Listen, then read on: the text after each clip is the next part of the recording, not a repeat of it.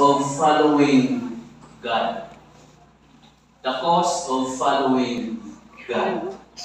O sa lakton o sa lain ng pagka-istorya, ang bilig sa pagsunod sa atong Ginoo. Mga kaigsunan, hagiton ta mo palihog paminaw. Dining mga katapusan mga adlaw, ayaw ninyo ikatingala, ayaw ninyo ikaguol nga doon na tayo mga pagdasig, usahay mga dulugtag, mga pulog sa Ginoo, usahay masakitan ta. Tungod kay akong katungod o akong dahas na andamon ang malagusa sa lilig mamubalik ng atong Ginoo.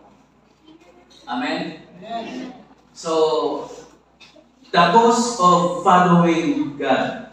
Nasayod ta mga kaigsunan na ang 12 ka mga apostoles, silang tanan, gawas ni John the Beloved, silang tanan nagbuhi silang kinabuhi, gumikan sa ilahang pagsunod sa atong buhi na Ginoo. Not to mention all, pero nasayod ta nga si Pedro, kilansan siya ng ibalik.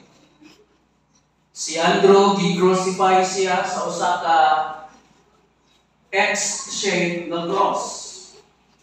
Si James, the son of Alphaeus, gibunalan siya hangtod mamatay, o si James, nga igsoon ni Jesus, giputnan. James, igsoon ni John, giputnan ug ulo. Ug dili lang kay sila mga kaigsunan, daghan pa throughout the Christian history nga mga magtotoo sa Ginoo, nagibayran o ilahang gibuhisan sa ilahang dugo ang ilahang pagtuo. Buot ko nga maminaw ka mga kaigsunan ni mensahe karong buntag, tungod kay ang pulong sa Ginoo when we are talking about following God, maybe dili mao ka nang naa sa imong una-una nga definasyon kaysa definasyon na ihatag sa Ginoo sa Biblia.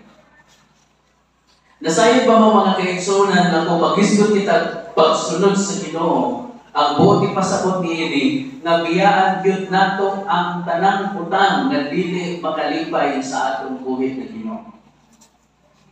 Apan sa akong obserbasyon mga kaigsunan sa atong panahon karon, daghan tinuod ginang gingon sa Ginoo nga sa last days, daghan ang mabugnaw sa ilahang pagtuo.